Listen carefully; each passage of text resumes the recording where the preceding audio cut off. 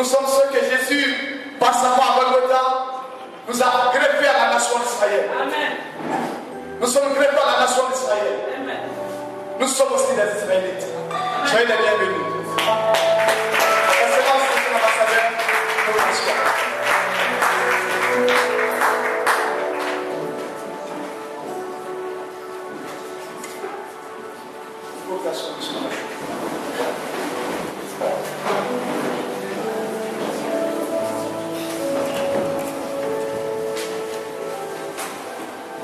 Je voudrais, excellent monsieur l'ambassadeur, au nom des IFI Côte d'Ivoire, Intercession Convent d'Israël, vous souhaiter la bienvenue. Merci encore d'être là. Merci d'avoir accepté d'être le président de la cérémonie. En 2009, à l'été de ville, vous étiez déjà là. Encore merci. Merci. Merci. IFI, maman, vous dire encore merci. Et vous qui êtes venus, IFI, maman, vous souhaite encore la bienvenue. Et vous dire merci d'avoir accepté d'honorer les parents de personne cette invitation. Que Dieu vous bénisse.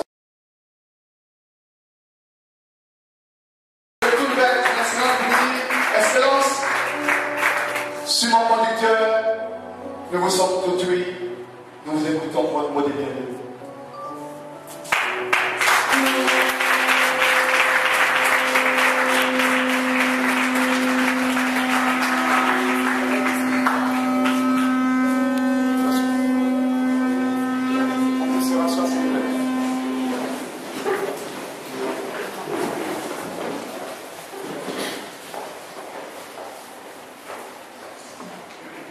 Bienvenue à toutes et à tous.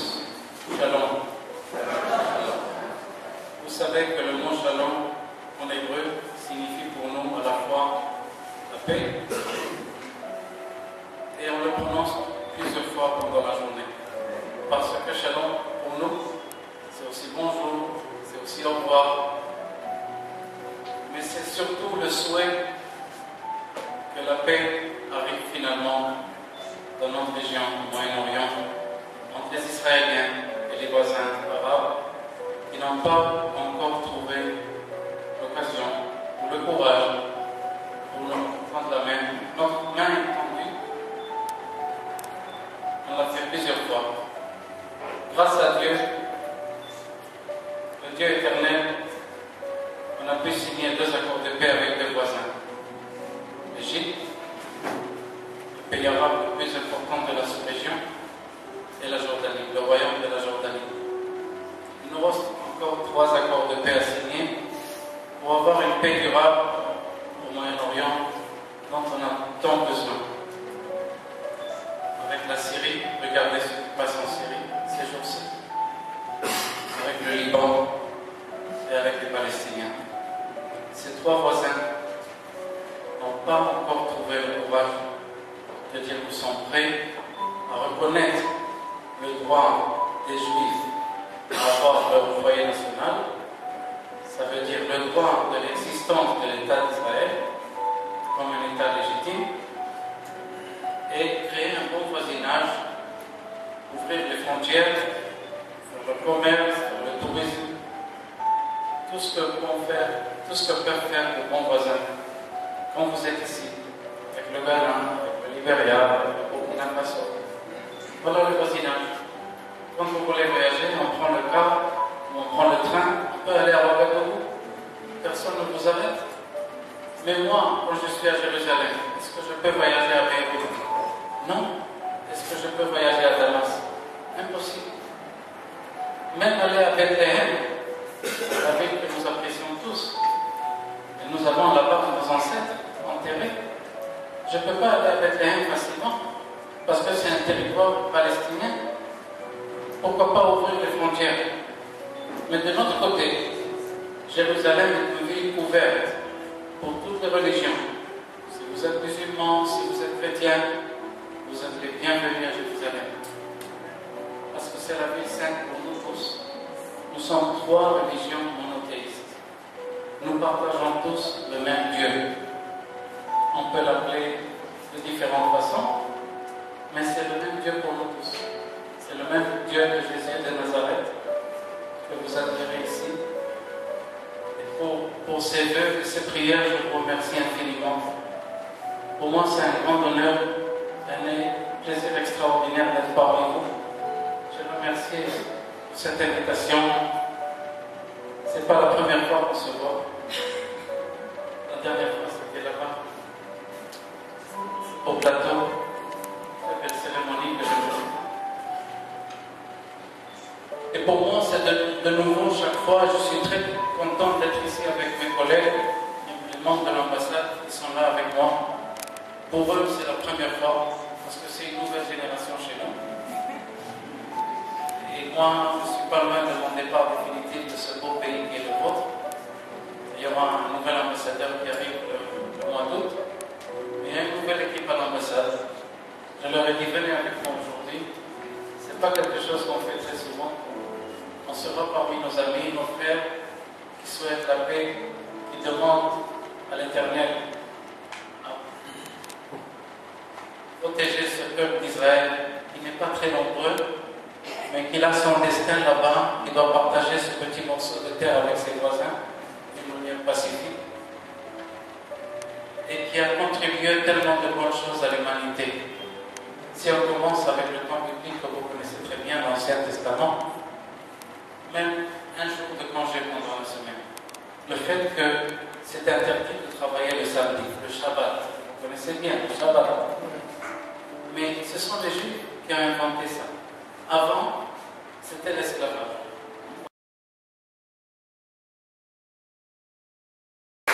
De bien vouloir recevoir dans les yeux Soumaya. S'il vous plaît, un peu plus fort, s'il vous plaît, un peu plus fort.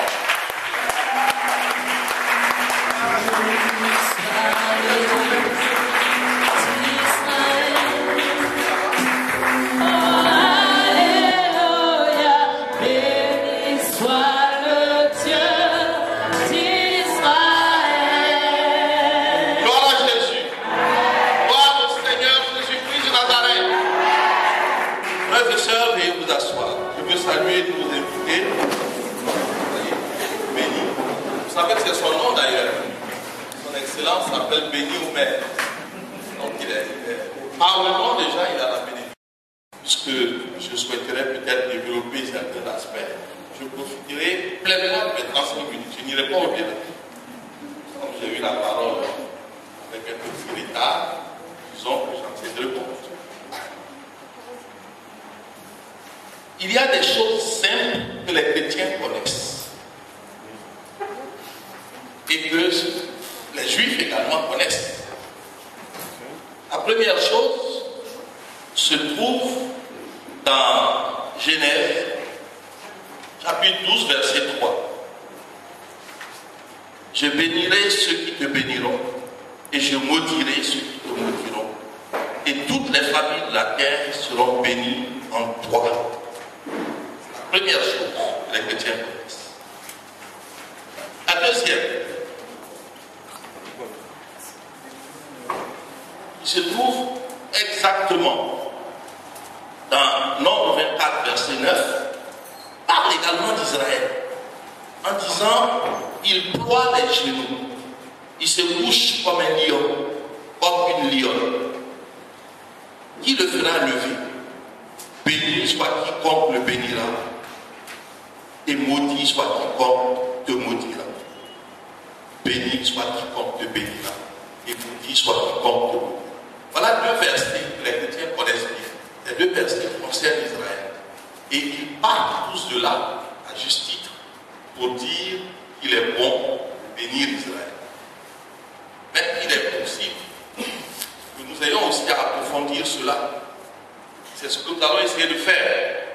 Car il se peut que ce soit une belle opportunité que Dieu nous donne. Vous savez, nous sommes ici. Et nous disons que le Seigneur est au ciel, Dieu est au ciel. Nous savons aussi qu'il est dans nos cœurs. Le Saint-Esprit est présent parmi nous. Mais sa parole est probablement la chose la plus précieuse qui nous est donnée. Et c'est par cette parole, justement, que l'on découvre tout ce dont nous parlons. C'est sur elle que je vais appuyer tout mon exposé. Je ne vais pas faire en plaçant les passages bibliques là où il faut, tant que possible. C'est pourquoi j'ai 2 collaborateurs qui, pour gagner du temps, vont me remettre les textes. Je ne voyais pas troubler par ce manège. J'aurais pu lire dans ma Bible, mais j'allais fouiller à chaque fois et je n'aurais pas pu tenir dans le temps qui m'a été imparti. Donc, on doit comprendre cela comme une opportunité. Une merveilleuse opportunité que le Seigneur nous donne de pouvoir être bénis. Parce que nous avons besoin de bénédictions ici sur la terre. Et quand Dieu nous donne ces opportunités, vous voyez que ça n'a pas la forme d'un commandement imposé ou rigoureux. Il dit si tu bénis, tu maudis, je te maudis. Voilà. C'est une opportunité, il faut la saisir. Il faut la saisir parce que d'abord, bénir, c'est aimer. Bénir, c'est aimer. Aimer, c'est faire comme Dieu. Parce que Dieu aime. C'est essayer d'imiter Dieu. C'est s'efforcer de ressembler à Dieu. Dieu est amour, nous le savons. Donc, nous devons bénir. Puisque c'est aimer, comment est-ce que vous allez bénir Israël si vous n'aimez pas Israël? Il faut aimer Israël pour pouvoir bénir Israël. Il faut aimer quelqu'un, bénir la personne. Parfois même, en ce qui concerne les personnes, n'est-ce pas, le Seigneur nous demande même de bénir nos ennemis. C'est-à-dire de les aimer. C'est important. Donc, si nous voulons bénir Israël, il faut commencer par aimer Israël. Et pour que la bénédiction soit bonne, il faut aimer ce que Dieu aime. C'est vrai. C'est encore plus, on est encore plus béni quand on est dans cette perspective. Il faut aimer ce que Dieu aime. Et j'ajoute qu'il faut aimer Israël sans condition. Sans condition. C'est-à-dire ne pas juger Israël. En Romains 14, verset 4, qui me remet ça? Il est écrit, qui es-tu? Toi qui juges un serviteur d'autrui, s'il se tient debout ou s'il tombe, cela regarde son maître. Mais il se tiendra debout, car le Seigneur a le pouvoir de l'affermir. Donc, on arrête les critiques sur Israël, on arrête les observations, on arrête les détails, les commentaires que l'on peut faire sur tel acte ou tel autre. Le mystère d'Israël est grand. On ne peut pas le cerner en regardant simplement ce qui se fait un jour ou en passant au cours d'un événement particulier, on isole. Ce n'est pas possible. Il faut aimer Israël sans condition. Si vous voulez, si c'est plus facile pour vous, considérez simplement que sa destinée prophétique. Regardez seulement Israël dans sa destinée prophétique. Ne regardez pas des hommes ou des individus. Il y a des bons, comme des mauvais partout.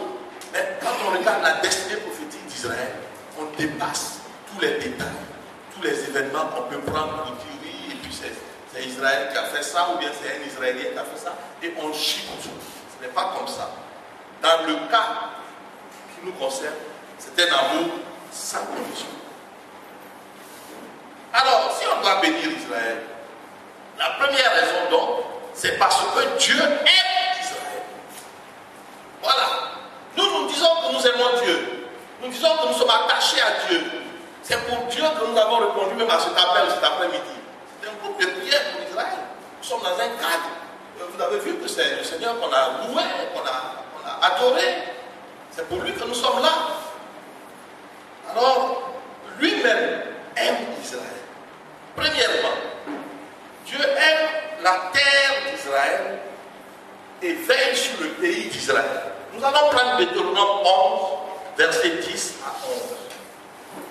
Car le pays dont tu vas entrer en possession n'est pas comme le pays d'Égypte, d'où vous êtes sortis, où tu jetais dans les champs ta sémence et les arrosais avec ton pied, comme un jardin potager.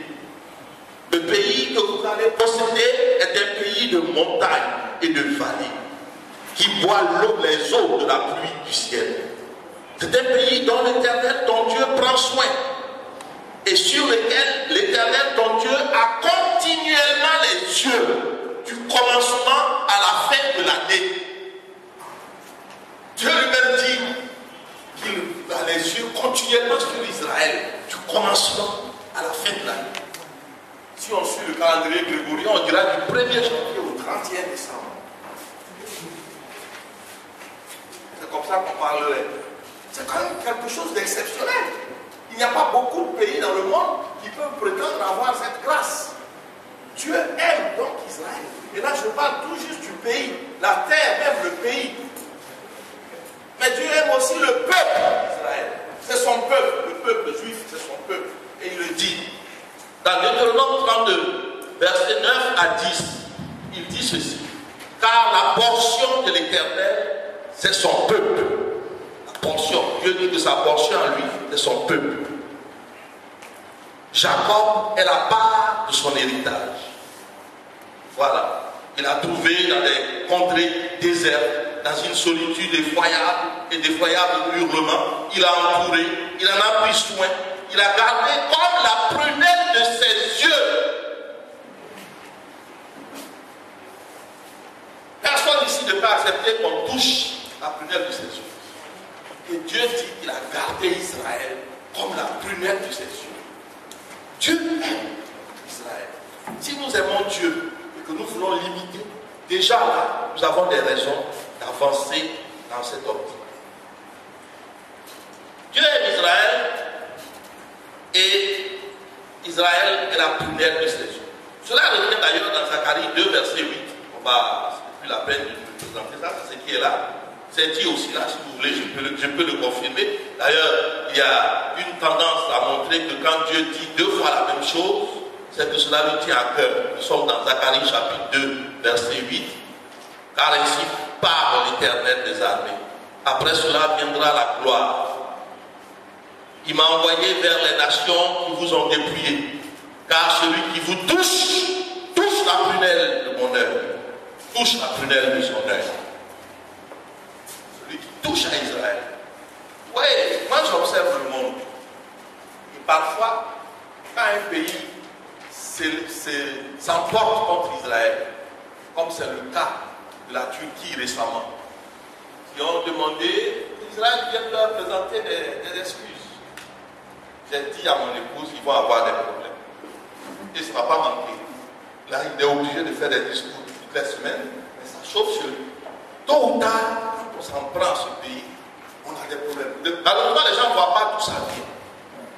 Mais c'est comme ça. Quand on observe, on remarque, dès que vous provoquez Israël, dès que vous essayez de les humilier, vous essayez de les contraindre, et vous bombez la poitrine contre eux, quelque temps après, le Seigneur s'occupe. C'est malheureusement ce qui s'est passé aussi à l'Égypte. Comme ça. Il faut le savoir. Tout simplement. Il faut le savoir. Dans Ésaïe 5, verset 7, on voit que le peuple d'Israël est vraiment le peuple précieux de Dieu. Ésaïe 5, verset 7. Je lis cette parole. Voilà, merci. La vigne de l'Éternel des armées, c'est la maison d'Israël. Oui. Et les hommes de Juda, c'est le plan qu'il chérissait. C'est ce que lui a planté, qu'il aime, c'est ce qu'il chérit. Quand c'est comme ça, si on est de ce Dieu-là, déjà, on ne devrait pas avoir de problème. On ne devrait pas venir nous expliquer ou nous aider pour qu'on comprenne ça. C'est le Dieu sur qui on compte. Quand on se lève le matin, quand on se couche le soir, c'est lui qui dit ça. C'est la moindre des choses. Il n'avait même pas besoin de dire, si vous bénissez Israël, je vais vous bénir. Il n'a qu'à dire, comme il le fait là, j'aime Israël. Et nous tous, nous devions courir pour aimer Israël. Parce qu'on sait qu'il est bon. Et ce qu'il fait est juste. On ne peut pas comprendre maintenant. Mais comme il le dit parfois dans sa parole, à la fin des temps, on comprendra. On comprendra. Gloire à Jésus. Dieu aime Israël, mais il aime particulièrement Sion. Sion, c'est la colline sur laquelle a été bâtie Jérusalem originellement. Donc finalement, on prend ce nom pour désigner Jérusalem.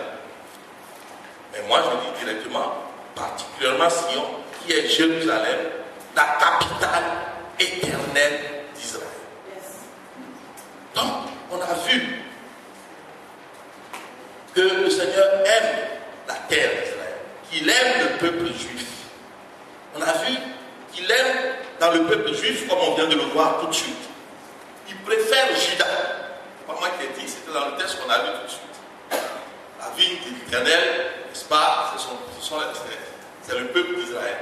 Et Juda est vraiment le plan qu'il chérissait. C'est-à-dire la plantation. Donc lui-même a une préférence, Juda. Maintenant, Jérusalem a une particularité. Psaume 87, verset 2. Je cherche le 87, il est ici. Et voici le verset 2. L'Éternel aime les portes de Sion plus que toutes les demeures de Jacob. Donc vous voyez qu'il y a une graduation. Jacob, c'est Israël. Dieu aime tout Israël. Il aime le peuple, il aime le pays. On l'a vu, on a donné des versets. Mais là-dedans, il aime les portes de Sion plus que toutes les demeures de Jacob. Jérusalem. Or, Jérusalem est au cœur, c'est la capitale. Et c'est véritablement une source de bénédiction. Comme on peut le voir, n'est-ce pas, au verset 4. On parle du verset 4 et vous allez m'expliquer ces versets-là. Je proclame l'Égypte et Babylone parmi ceux qui me connaissent. Voici le pays des Philistins, Tyr avec l'Éthiopie. C'est dans Sion qu'ils sont nés. Tout ça là, c'est né dans Sion, c'est né à Jérusalem. Qui peut expliquer ça? Dieu nous donne que tous ces pays-là sont nés dans Jérusalem. C'est dans Sion qu'ils sont nés. C'est extraordinaire. Et de Sion, il est dit, tous ils sont nés. Il confirme. C'est pourquoi je vous dis que c'est un mystère que Dieu seul comprend. Donc, si le Seigneur nous dit ça de Jérusalem, c'est une ville précieuse pour chacun de nous. Nous ne pouvons pas comprendre. Si vous demandez à quelqu'un qui est né à Dolivier, un autre va te dire, non, moi je suis né à Didier. Celui-là, il va dire, non, je suis né à Katiola. Mais le Seigneur dit, tous ces pays-là, c'est dans Sion. Nous avons besoin de comprendre. C'est donc un mystère. Mais nous comprenons déjà que ce mystère est bon pour nous. Jérusalem est donc la ville de Dieu. Quand on lit effectivement, tout à l'heure, que j'ai lu, le psaume 87, verset 2, si on va plus loin, on voit que c'est la ville de Dieu. Il est écrit, l'Éternel aime les portes de Sion plus que toutes les demeures de Jacob. Des choses glorieuses ont été dites sur toi, ville de Dieu. Il s'agit de Jérusalem. Des choses glorieuses ont été dites sur toi, ville de Dieu. Et quand on va jusqu'à la fin, vous avez vu que Jérusalem est une bénédiction, c'est une source de bénédiction, puisque nous sommes tous, selon la parole de Dieu, nous provenons tous de là. Oui, je ne fais que lire. Si je fais un commentaire, je peux m'égarer. Mais je lis. Et là, je suis sûr que je ne m'égare pas. Alors, quand je regarde ça, je résume les trois étapes. La bénédiction de Dieu, l'amour de Dieu est pour Israël. Ensuite, on voit que dans Israël, il préfère Juda. Et on voit qu'au cœur de Juda, il y a Jérusalem, pour lequel c'est vraiment un amour débordant. Nous avons donc tous intérêt à retenir cela. Jérusalem rayonne sur Israël. C'est la capitale historique, la capitale éternelle d'Israël. Et c'est cet éclat, c'est la ville de Dieu. Quand vous avez dans votre pays une ville que Dieu reconnaît comme étant la sienne, c'est quelque chose de prodigieux. C'est unique. Quand on avance, on peut dire maintenant, ça devrait s'arrêter là. Nous aimons Dieu, nous aimons ce que Dieu aime, et comme Dieu aime Israël, nous devons aimer Israël. Pour moi, ça me suffit. Mais peut-être qu'il y a des personnes qui veulent raisonner. Raisonnons donc, et abordons un deuxième paragraphe. On peut bénir Israël par connaissance et par reconnaissance.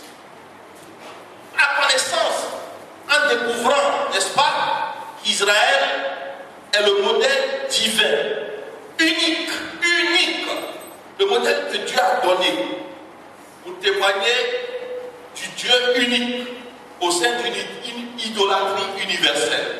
Pendant que le monde entier est baigné dans l'idolâtrie, Dieu a choisi Israël pour témoigner de ce que Dieu peut faire quand un pays s'attache à lui, quand un peuple lui appartient. Il a pris Israël pour nous donner ces témoignages. Ça veut dire qu'on doit, en regardant cela, reconnaître qu'Israël nous est utile pour comprendre quelque chose. Et tous les dirigeants du monde devraient regarder ce qui s'est passé. Comment est-ce que Israël a réussi, à partir du fait qu'il est devenu la propriété de Dieu. C'est important de voir ça. C'est un modèle. Mais même quand on arrive aujourd'hui, ces gens sont humbles. C'est pour ça qu'ils n'en parlent pas. C'est un pays stable. Un pays où vous avez l'impression que... Moi, quand je suis étonné, quand j'apprends qu'il y a des problèmes sociaux, quand on regarde Israël, quand on y va, on a l'impression que c'est un autre morceau de... ça vient d'ailleurs, un morceau du ciel déposé sur la terre. Tout est en harmonie, les flux sont partout. C'est là, tout est paix. Et ce sont les plus nantis en intellectuels. L'ambassadeur peut vous dire le nombre de prix Nobel qui sont sortis de là-bas, proportionnellement à la population du monde. Il faut croire que tous les hommes les plus intelligents sont là-bas. Il faut voir leur balance comme elle est équilibrée sur le plan financier, sur le plan économique, comment leur vie est stable. C'est la marque. Ce sont des choses que Dieu montre pour que nous puissions comprendre qu'on a besoin de lui. Et que nous ayons foi en lui. C'est très important. Dieu marque ça. Et tout le monde sait aussi, et ils ne le diront jamais, qu'ils sont invincibles. Dieu l'a dit dans la Bible. Et moi je regrette de le dire, mais tous les pays arabes étaient coalisés contre eux. Mais ils ont laissé leurs chaussures dans le désert, ils se sont enfuis. Oui, c'est comme ça. Donc, même si on ne veut pas croire à partir de l'amour qu'on a pour Dieu, même si on ne veut pas aimer Israël, mais en raisonnant, en regardant ces choses, qui sont des choses réelles, c'est historique. On devrait commencer à se dire, enfin, il y a peut-être quelque chose à aimer là-bas. Donc ça, c'est la connaissance. Et puis justement, le Seigneur dit son peuple périt faute de connaissance. Si on ne sait pas ça, bon, on peut dire que oui, mais Israël, bon, pourquoi est-ce qu'on doit aller? C'est de l'idolâtrie, c'est telle chose, etc. Mais quand on commence à connaître ces choses, c'est un modèle unique. Deutéronome 6, verset 4 le dit, n'est-ce pas, en nous informant. Deutéronome 6, merci. Au verset 4, il est écrit, écoute Israël, l'Éternel notre Dieu est le seul éternel.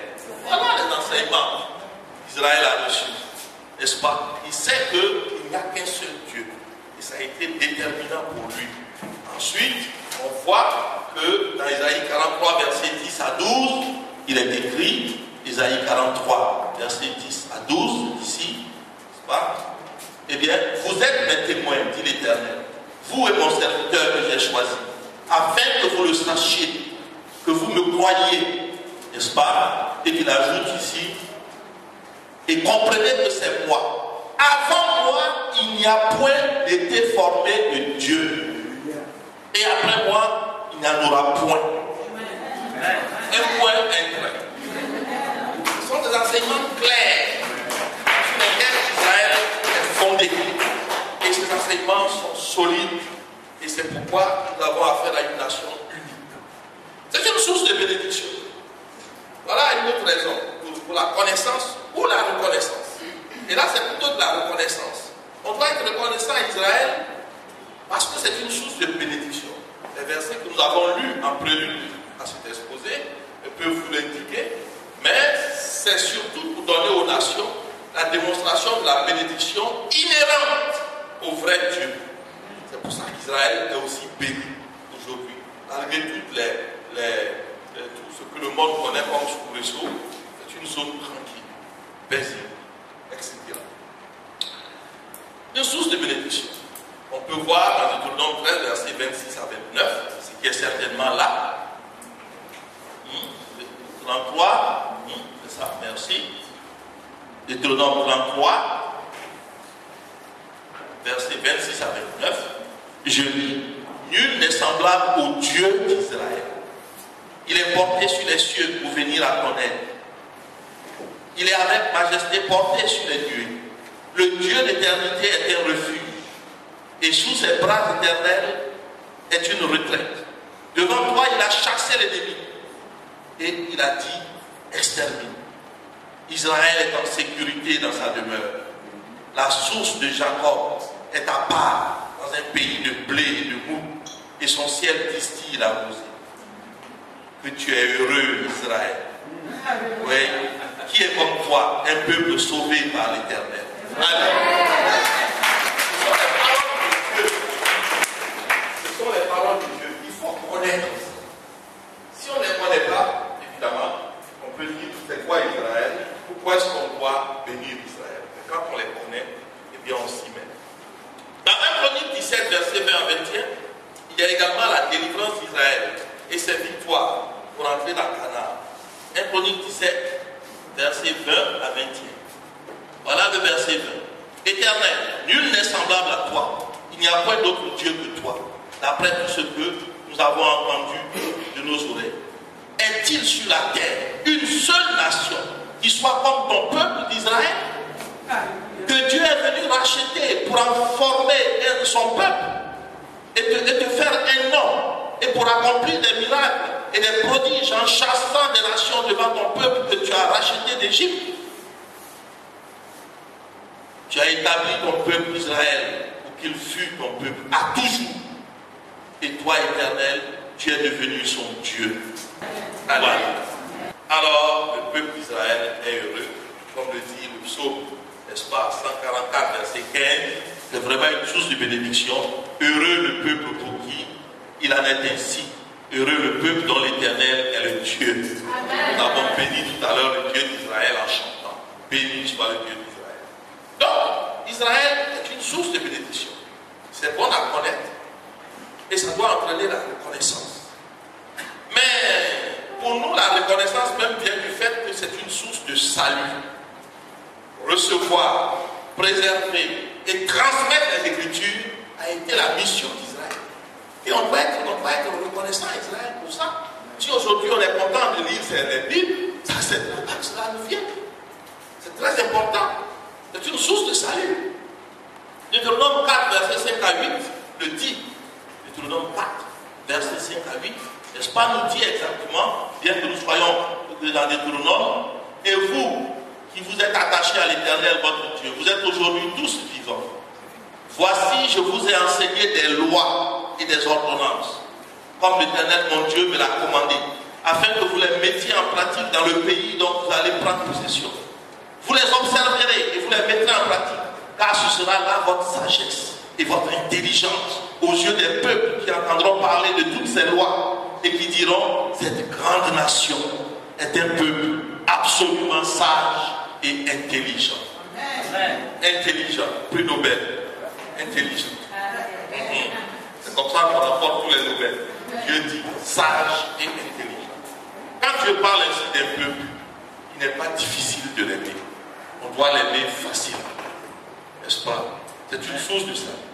Dans Jean 4, verset 22, le Seigneur Jésus-Christ nous dit une phrase pour laquelle j'ai presque pas envie de prendre la Bible, mais je vais y aller quand même pour être fidèle. Vous adorez ce que vous ne connaissez pas. Nous adorons ce que nous connaissons, car le salut vient des Juifs.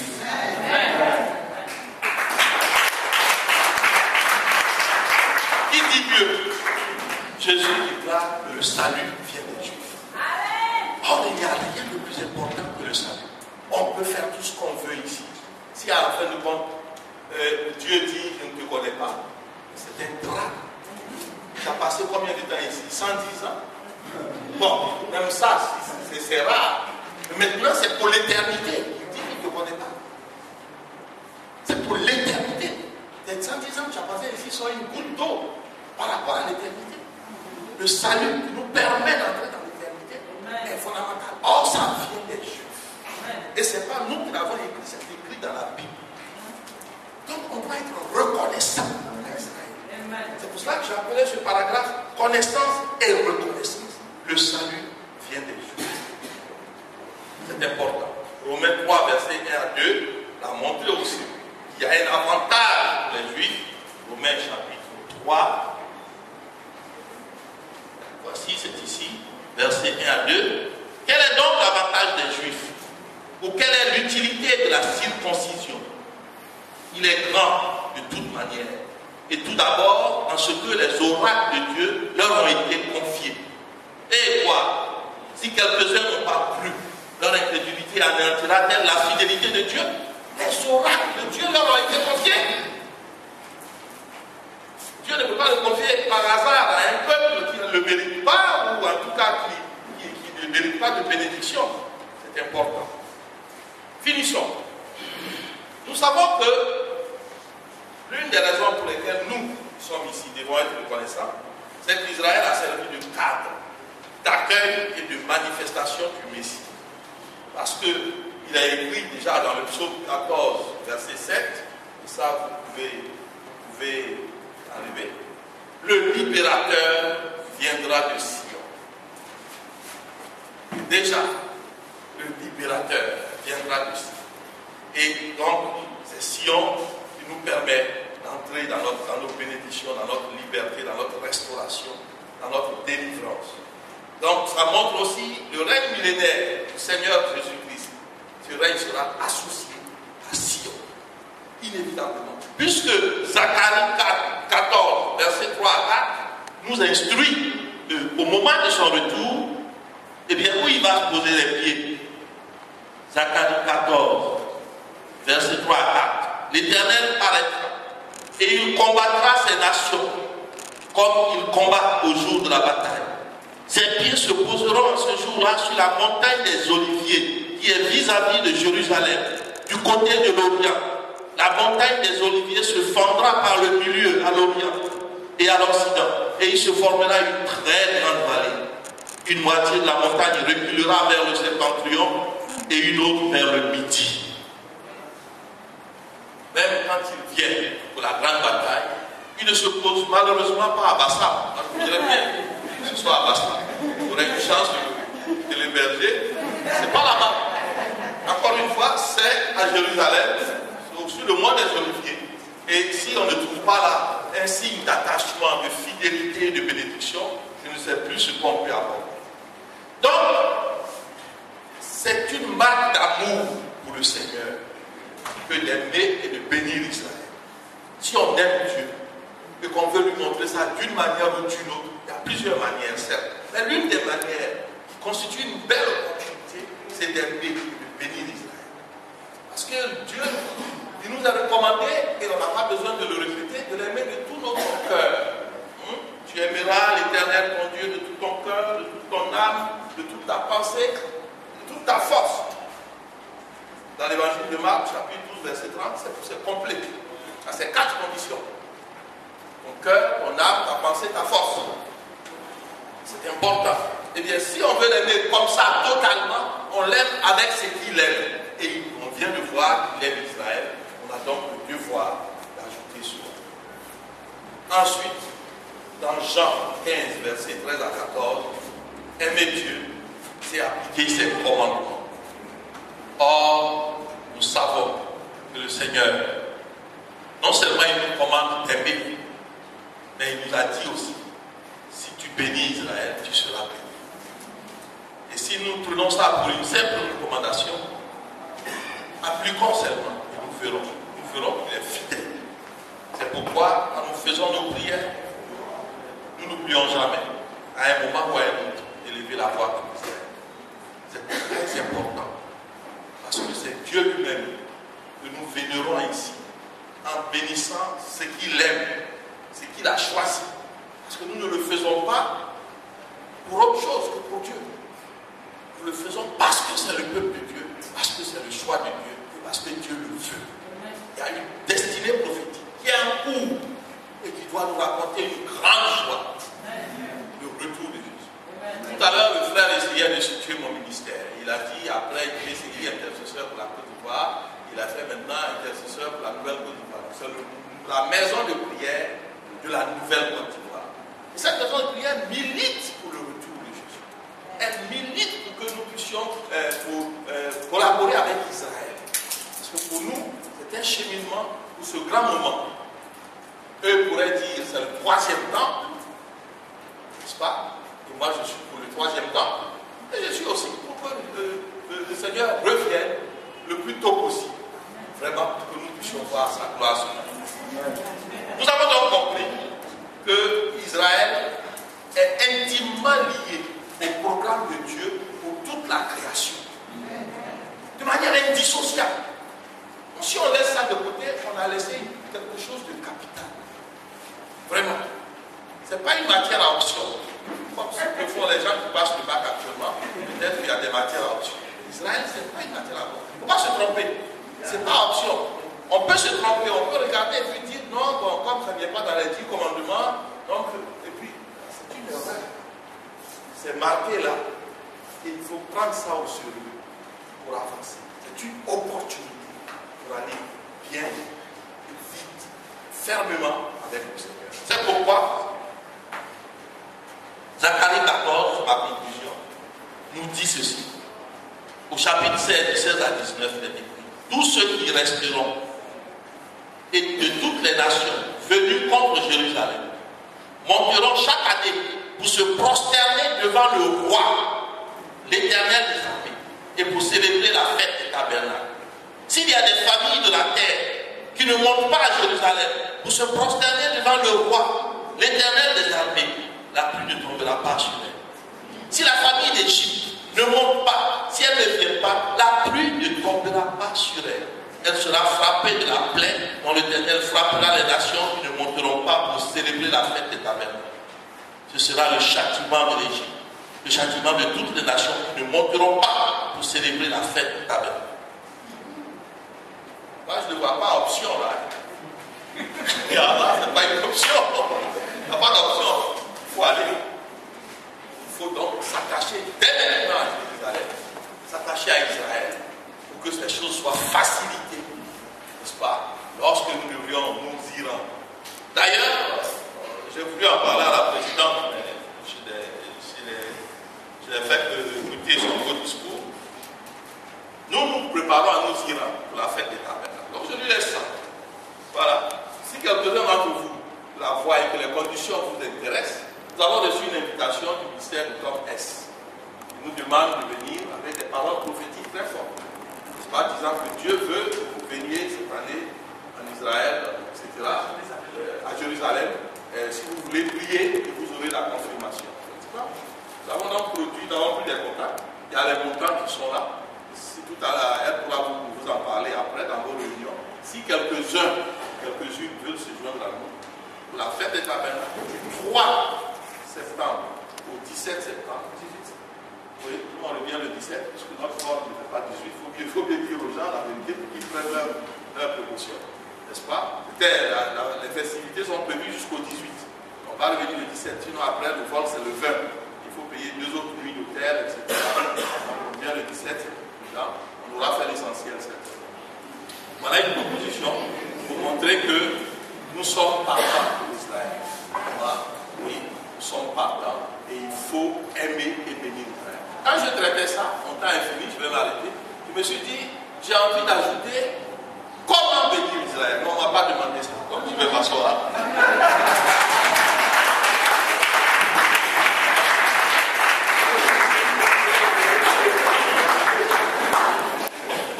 Dieu vous bénisse.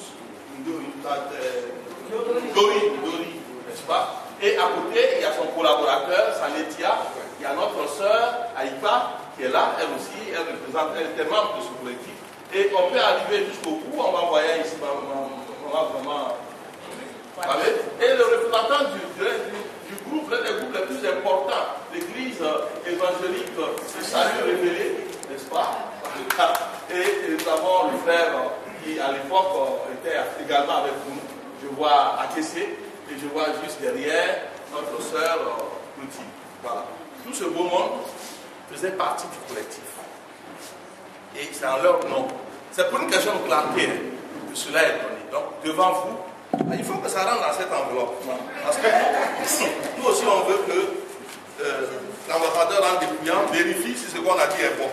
Donc quand il verra l'endroit, il pourra vérifier. Voilà, rabattez ça.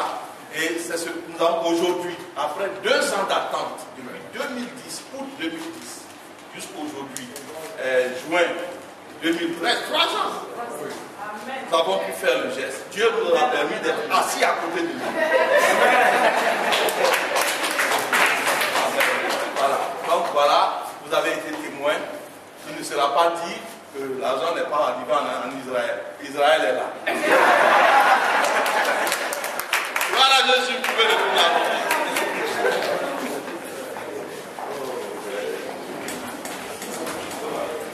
Merci encore. L'opportunité que Dieu nous a offerte permettant de nous retrouver ici et de donner à Israël, de bénir Israël. Seigneur, en plus de cette œuvre, nos prières et la défense courageuse des positions d'Israël, partout où nous serons, doivent être pour nous un moyen également de bénédiction. Seigneur, que ceci soit marqué par ton souffle, afin que cela apporte à Israël une modeste contribution à ce qui peut être prévu dans ta parole, soit pour le retour des exilés, soit pour le 3e temps, ou par quelque autre opportunité, comme des plantes, des arbres, qui feront reverdir ce pays merveilleux que tu aimes tant et dont tu nous as communiqué la vie. Oh Dieu, souviens-toi de ceci. Et souviens-toi de tous ceux qui ont donné, qu'ils soient ici ou pas. Et bénis-les abondamment, car tu es fidèle et tu l'as promis. Et ce que tu dis, tu le fais.